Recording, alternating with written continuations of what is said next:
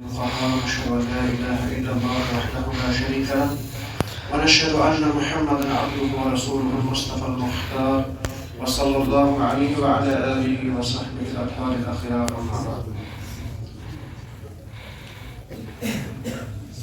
سورۃ الکہف کی تفسیر کی آج 9ویں مجلس ہے. کل کی مجلس میں ہم نے 31 آیات کی تفسیر دیکھی تھی. آج ہمیں آیت نمبر 32 ہے. پچھلے آیات میں جو تذکرہ گزرا وہ یہی تھا کہ اللہ تعالیٰ نے اللہ کے نبی علیہ السلام اور ہر اس فرد کو جو قرآن مجید کو پڑھتا ہے یہ خطاب کیا کہ وہ نیک لوگوں کی صحبت اختیار کرے, نیک لوگوں کے ساتھ اپنا اٹھنا بیٹھنا رکھے. اگرچہ وہ نیک لوگ مال میں کمزور ہوں, دنیاوی لحاظ سے غریب ہوں, مسکین ہوں, اگرچہ مجبوراً ان کے بدن پر ایک ہی کپڑے کی وجہ سے اس میں کبھی کبھار پسینہ بھی اور اس پسینے کی وجہ سے بدبو بھی آ جائے, لیکن اگر وہ اللہ تعالیٰ کی رضا کے لیے اپنا آپ صرف کرتے ہیں, اللہ کی رضا کے لیے سب کچھ کرتے ہیں, تو ان کا ساتھ اختیار کرو, نہ کہ ان مالدار متکبر لوگوں کا ذکر کیا, اس شخص کا حصہ بیان کیا جو دو باغوں کی وجہ سے ایک مالدار تھا. انہیں 2 باغ والے شخص کا اللہ تعالیٰ نے اس سے قصے کا ذکر کیا کیونکہ اس میں بھی مال کی ہی بات آتی ہے. اللہ تعالیٰ نے کہا وَاضْرِبْ لَهُمْ مَثَلَ الرَّجُلَيْنِ, یا رسول اللہ صلی اللہ علیہ وسلم ان کو ان 2 لوگوں کی مثال بیان کیجئے.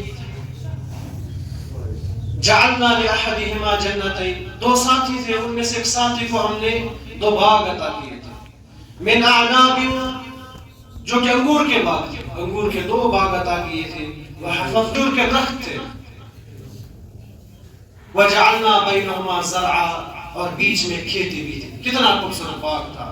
یعنی اللہ تعالیٰ نے ایک شخص کو 2 باغ ایسے عطا کیے جو انگور کے باغ تھے اور ارد گرد اس کے کھجور کے درخت بھی تھے, انگور کا باغ, بیچ میں ایک کھیتی بھی تھی, اس میں جو چاہتا وہ اگا سکتا تھا. فرمایا اللہ تعالیٰ نے کلتا الجنتین آتت اکلہا, دونوں باغ ایسے تھے جو کہ اپنا پورا پھل دیتے تھے, پوری پیداوار دیتے تھے. وَلَمْ تَظْلِمْ مِنْهُ شَيْئًا, یعنی پھل دینے میں کچھ بھی کمی نہیں ہوتی تھی. یعنی کبھی کبھار موسمی لحاظ سے کسی سال پھل کم ہوتا ہے, کبھی زیادہ ہوتا ہے, لیکن اللہ تعالیٰ نے کہا ان باغوں کا ایسا معاملہ نہیں تھا, وہ ہمیشہ پھلدار ہوتے تھے, پھل دیا کرتے تھے. وَفَجَّرْنَا خِلَالَهُمَا نَهْرًا, اور ان دونوں میں ہم نے ایک نہر بھی جاری کر دی تھی, پانی کی ایک نہر بھی. کتنا خوبصورت باغ تھا اس شخص کو. لیکن عمومی طور جب اللہ تعالیٰ کسی شخص کو مال دیتا ہے, پھر وہ آدمی ان چیزوں میں مبتلا ہوتا ہے. یا تو وہ یہ سوچتا ہے کہ یہ مال جو ہے میں نے کیا تھا, میرا کمال ہے, میں نے کچھ کیا ہے, میری وجہ سے ہے.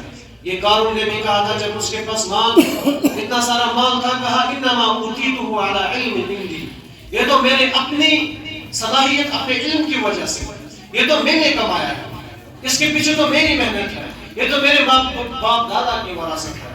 یہ ایک انسان اس خوش فہمی کا شکار ہوتا ہے, اور اسی طرح سے دوسری خوش فہمی کا ایک انسان شکار ہوتا ہے.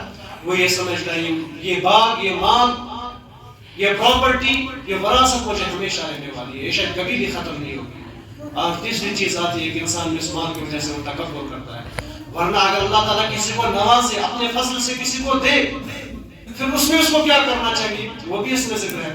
لیکن اس شخص کو بھی یہی ہوتا ہے, یہ بھی اس باغ اس مال کی وجہ سے مادہ پرست ہو جاتا ہے, اسباب پرست ہو جاتا ہے. یہ سمجھتا ہے یہ سب کچھ میری وجہ سے, اپنے خالق حقیقی جو کہ اسباب کو مہیا کرنے والا ہوتا ہے اسے بھول جاتا ہے. تو اللہ تعالیٰ نے کہا, فرمایا وَقَالَ لَهُ ثَمَرٌ, اور اس باغ میں پھل تھے, یعنی ثمر بہت زیادہ, ثمر کثیر, پھل کی کوئی کمی نہیں تھی. فَقَالَ لِصَاحِبِهِ, پھر وہ اپنے دوست سے کہتا ہے, وَهُوَ يُحَاوِرُهُ, اس کے ساتھ بات کرتے وقت اس سے کہتا ہے, أَنَا أَكْثَرُ مِنْكَ مَالًا وَأَعَزُّ نَفَرًا, میں آپ کے مقابلے میں, تیرے مقابلے میں تجھ سے زیادہ مال والا ہوں اور تجھ سے زیادہ आवान परस्त हूँ, यानी मेरे पास तुझसे ज्यादा माल है। और दूसरी बात, मेरे ज्यादा नौकर चाकर है, मेरे ज्यादा खिदमत गुजार है, मेरे इर्द गिर्द घूमने वाले लोग ज्यादा है, क्योंकि मेरे पास माल ज्यादा है। ये वो तकब्बुर की बात उसके मुंह से निकलती है कि मैं ही वो। यहाँ पर ये भी पता चलता है कि इंसान का साथी काफिर भी हो सकता है। इनमें से एक साथी काफिर है, एक मोमिन है। वो दुनियावी माल का कोई रिश्ता हो या कोई क्लास का कोई रिश्ता, अलग चीज है। बाकी अलवला वलबरा, मोहब्बत या जो है बुग़्ज़ अल्लाह की वजह से अलग बात है, लेकिन साथी तो हो सकता है। तो यानी एक मोमिन साथी से कहता है कि मैं आपसे ज्यादा मांग रहा और मेरे लोग, मेरे खिदमत गुजार, मेरे इर्द गिर्द घूमने वाले लोग आपसे ज्यादा हैं। तो अल्लाह ताला ने कहा वदखल जन्नतहु वहुव ज़ालिमुन लिनफ्सिही। अब इस आदमी ने ऐसा क्यों कहा? अल्लाह ताला ने कहा वदखल जन्नतहु, वो अपने बाग में दाखिल होता है इस हाल में कि उसने अपने आप पर जुल्म किया। किस वजह से? क्योंकि उसने जो कलिमा कहा, उसने ये अपने ऊपर जुल्म किया और साथ में ये भी कहा क़ाला मा अज़ुन्नु अन तबीदा हाज़िही अबदा, और उस शख्स ने कहा कि मुझे ये लगता है कि ये बाग कभी भी खत्म नहीं होगा, ये बाग हमेशा हमेशा ऐसा ही रहेगा। वमा अज़ुन्नु अस्साअता क़ाइमा, और न मुझे लगता है कि क़यामत आएगी, मुझे लगता है क़यामत भी नहीं आएगी। एक इंसान जब अपने अल्लाह ताला उसे नवाजता है अपने माल में, अपनी ताकत में इतना मशगूल हो जाता है, इतना यानी उसको उस माल का नशा आ जाता है कि वो फिर कहता है शायद मुझे हमेशा रहेगा, मैं मरने वाला, और शायद ये मुझे मरने से भी बचाएगा। तो ये शख्स भी कहता है मुझे लगता है क़यामत नहीं आएगी। वला युरदितु इला, अगर बिलफर्ज क़यामत आ भी गई, लाजिदन्न खैरन मिनहा मुनक़लबा, मुझे इससे भी अच्छा क़यामत के दिन मिलेगा। अब देखो शख्स का तकब्बुर, एक तो इसको अल्लाह ताला ने इतना नवाजा और अपने साथी को तकब्बुरन कहता है मुझे इतना माल है, क़यामत तो आएगी नहीं, लेकिन आएगी भी अगर तो मुझे वहां पर भी आपसे ज्यादा माल होगा। अब मुफस्सिर बयान करते हैं इस शख्स ने ये जहालत की बुनियाद पर कहा, इसको पता नहीं था क़यामत नहीं आएगी, या फिर इसने मजाक और ठट्ठा में कहा, बल्कि हकीकी बात यही है कि इसने मजाक में कहा, तमस्कुरन कहा, हंसते खेलते ऐसी बात कही। लेकिन अल्लाह ताला ने कहा वहुव ज़ालिमुन लिनफ्सिही, इसने अपने ऊपर बहुत बड़ा जुल्म किया। उसने मजाक किया तो एक कुफ्र है। उसने क्या मजाक किया? एक तो यानी अल्लाह ताला के साथ अपने आप को शरीक ठहराया, असबाब को शरीक ठहराया, यानी सब कुछ मेरा किया था, जो मेरा किया हुआ था वही खुदा बना दिया, अपने ही बाग को अपना मालिक बना लिया और खुद को ही इसका यानी मुख्तार करार दिया कि मैं क़यामत के दिन भी ज्यादा मालदार हूँ। अल्लाह ताला ने कहा क़ाला लहू साहिबुहु वहुव युहाविरुहु, उसके दोस्त ने उसे नसीहत की, कहा अकफरत बिल्लज़ी खलक़क मिन तुराब, क्या तूने उस जात के साथ कुफ्र किया? एक इंसान की दूर की असल है, यानी आदम अलैहिस्सलाम, एक इंसान की असल वही है। या दूसरी बात यह है कि इंसान जो खाता है पीता है उस सब की पैदावार जमीन से होती है, मिट्टी से होती है। तो एक इंसान का ताल्लुक मिट्टी के साथ बहुत ज्यादा है। कहा तूने उस रब के साथ कुफ्र किया जिसने तुझे मिट्टी के साथ पैदा किया, सुम्मा मिन नुत्फ़तिन, और दूसरे आपकी करीबी असल क्या, आपको एक नुत्फे से, एक गंदे खून से पैदा किया, सुम्मा सव्वाका रजुला, फिर इस लायक बनाया कि तू अपनी टांगों पर खड़ा हो गया, इस बाग की देखभाली कर पा रहा है, जो इस माल को देख रहा है, इस पर सर्फ कर रहा है, एक पूरा पूरा आदमी बनाया। अल्लाह चाहता आपको आपकी माँ के पेट में ही आपकी टांगें जो है वो टेढ़ी रह जाती, जब आप पैदा होते आपकी आंखें ही नहीं होती, जब आप पैदा हुए होते फिर आप बड़े होने से पहले ही किसी हादसे के शिकार हो जाते, जबकि आपके पास कोई ताकत नहीं थी, खुद को नहीं बचा सकते थे। तो ये किसका कमाल है? सुम्मा सव्वाका रजुला, जिस अल्लाह ने तुझे इतना बड़ा आदमी, एक पूरी पूरी शक्ल देकर आदमी बनाया, इसके साथ तूने कुफ्र किया। लाकिन अल्लाह हुवा रब्बी, मैं ऐसा नहीं करूंगा, मेरा ऐसा मामला नहीं है। इस साथी ने कहा अगरचा मेरा माल कम है, अगरचा मैं दुनियावी लिहाज से कम हूँ, फकीर हूँ, लेकिन वला उशरिकु बिरब्बी अहदा, मैं अपने रब के साथ शिरक नहीं करूंगा। तो इस शख्स ने क्या शिरक किया था? वो शिरक नहीं था कि बुतों के सामने पूजा या इबादत किया, मांगा। इस साथी ने कहा मैं शिरक नहीं करूंगा जो आपने शिरक किया। शिरक क्या किया था? उसने ये शिरक किया कि सारा जो है क्रेडिट जो उसने दिया वो असबाब को दे दिया, अपने आप को दे दिया। यानी तौहीद रबूबियत में जो खालिक व मालिक है, जिसने ये सब कुछ किया, उसका जो हक था वो खुद को दे दिया।